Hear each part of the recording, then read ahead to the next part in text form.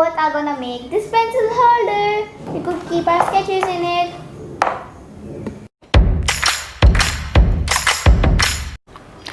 For making this pencil holder, we are gonna use 4 sheets of paper, scissors and glue. So let's begin.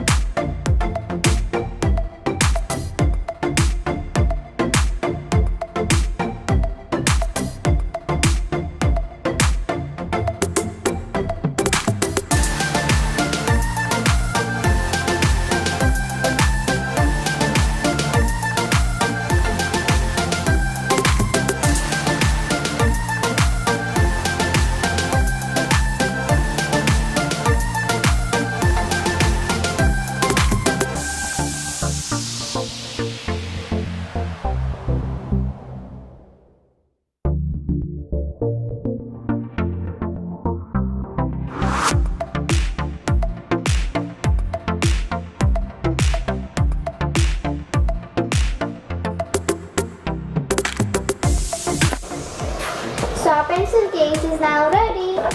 You could make single ones like this, mini ones. So hope you all enjoyed this video. If you did, please like, share and also subscribe to our channel. Bye!